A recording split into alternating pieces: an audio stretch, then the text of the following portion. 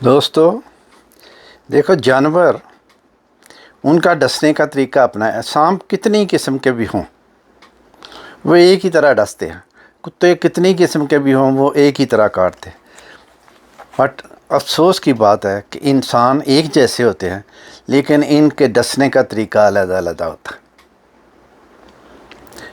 تو دوستو، جب تمہارے پاس کچھ بھی نہ رہے تب بھی یقین رکھنا کہ تمہارے پاس تمہارا اللہ ہے۔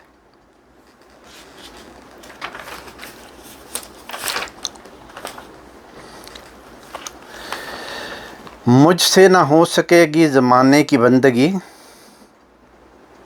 مکار بھی نہیں ہوں اداکار بھی نہیں ہوں۔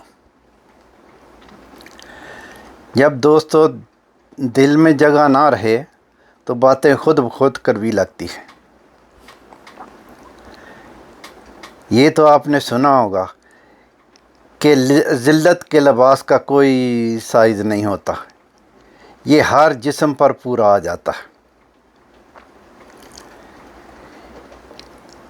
یہ آپ نے آزمایا ہوا ہوگا کہ دنیا میں سب سے زیادہ نفرتوں مخالفتوں کا سامنا سچ اور حق بولنے والے کو کرنا پڑتا ہے۔ درد آپ کو مضبوط بناتا ہے، خوف آپ کو بہادر بناتا ہے، اور دل کا ٹوٹنا آپ کو عقل مند بناتا ہے۔ یارو، حکم تو تھا کہ نفس کو مارنے کا، افسوس کہ لوگوں نے اپنے ضمیر کو مار دیا۔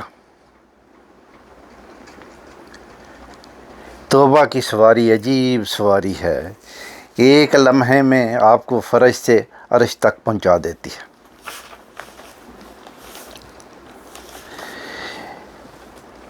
دل کے رشتے قسمت سے ملتے ہیں، ورنہ ملاقات تو ہر روز ہزاروں سے ہوتی ہے۔ دھوکہ بھی اسی کو ملتا ہے جو دل کا صاف ہوتا ہے۔ ایک چیز یاد رکھو، عروج کے وقت اوقات میں رہو، کیونکہ زوال پوچھ کر نہیں آتا۔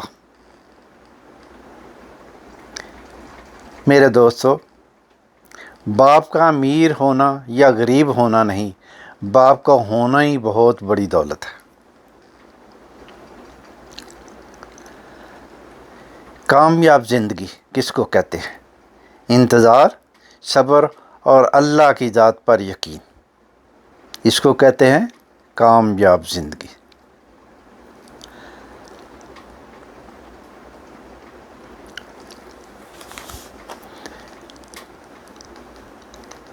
سچا انسان ہمیشہ ظرف کا محتاج ہوتا ہے، اور منافق انسان ہمیشہ مفاد کا محتاج ہوتا ہے۔